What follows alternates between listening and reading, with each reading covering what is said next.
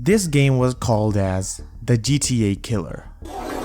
And the game I'm referring to is obviously the biggest disaster of the year, Mindseye. It all began in 2016 when ex-Rockstar developer Leslie Benzies along with his colleagues exited the studio and left it to make their own. Originally, the studio that they formed was named Royal Circus Games, but because of some legal issues with naming and with Rockstar, they changed it because, to be honest, it sounded too similar to Rockstar Games. From 2019 to 2020, the team grew over 400 employees, which sounded like a very humble beginning. In November of 2020, the platform development begins on Unreal Engine 5 to power everywhere. Now, what is everywhere? Well, it's not a game, but it's more like a Roblox-style high-fidelity metaverse, where content generated by users would have appeared. It would have featured custom game creation tools known as Arcadia, an explorable virtual world named as Utopia, and a social multiplayer sandbox environment, along with some episodic story experiences embedded within it. Now, you might be asking, where does Mindseye fit in? Well, it was originally a cinematic single-player story mode designed to exist inside everywhere, meant to showcase the narrative potential of the platform. Now, on 23rd March 2023, the first full trailer for Mindseye was released, introduced as the cinematic narrative test game, which was gonna be inside Everywhere's ecosystem, and also free to play. Now, after this announcement from late 2024 to early 2025, Everywhere development hit a wall. Tools were not working as intended and user creation systems were not ready. The company realized that the metaverse idea wasn't as sustainable as they thought it would be, so Everywhere was shelved completely, and the team redirected their focus towards Mindseye, turning it into a standalone premium game. So instead of launching Everywhere with Mindseye inside, they released only Mindseye on 10th of June 2025. Repackaged as the studio's first AAA title. But no matter how hard they tried to promote it, the game was failed the moment players saw its trailer. In the trailer, we saw some graphical inconsistencies, poor facial animations, and worst gunplay mechanics. It never gave the players the feel of a AAA or quadruple-A title.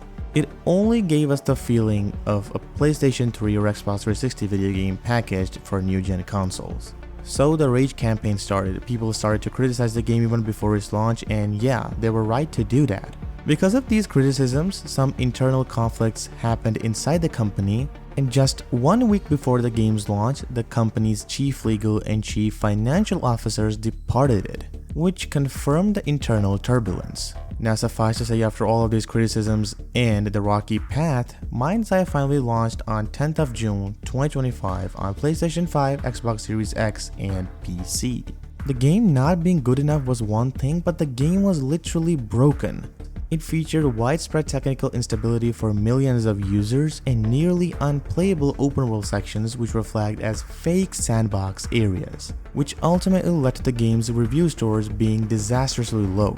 Metacritic scores around 28 out of 100 on PlayStation 5 and 38 out of 100 on PC. OpenCritic reveals only 4% of reviewers recommended. This is the worst ever game launch that I have ever witnessed in my entire life. Although the developers rolled out hotfix immediately, including PC patch and console patch, but performance and glitches still persisted. Now, after seeing this disastrous failure, the game's developer, Leslie Benzies, blamed internal and external saboteurs for the failure. But his clarification wasn't enough. The game was so bad that Sony began offering refunds for PlayStation 5 owners while criticisms deepened over misleading marketing and lack of press reviews. So, it's a very common story that the killer got killed himself. This game was considered to be the next big thing in the gaming industry because obviously the ex-Rockstar devs were developing it. But I think it's also a victim of false advertising and hype, because in the previous years we saw some games which were hyped a lot but ended up being disastrous and buggy. Much of these games were open world, like Cyberpunk 2077. We all know how disastrous its launch was. And Grand Theft Auto, the trilogy, the definitive edition. All of those games were hyped a lot, but they turned out to be the worst title of their respective year. Even though much of the bugs in GTA Trilogy and Cyberpunk have now been completely fixed, but what happened has happened. But luckily I never bought the game, nor I was interested in it because after seeing the trailer I completely gave up hope. But these were just my thoughts. Do you guys agree with me? If you do, then make sure to let me know your thoughts in the comment section below. I'll read each and every comment of yours. Till then, make sure to give me some more ideas for upcoming videos and I'll see you in the next one. Till then, take care and goodbye.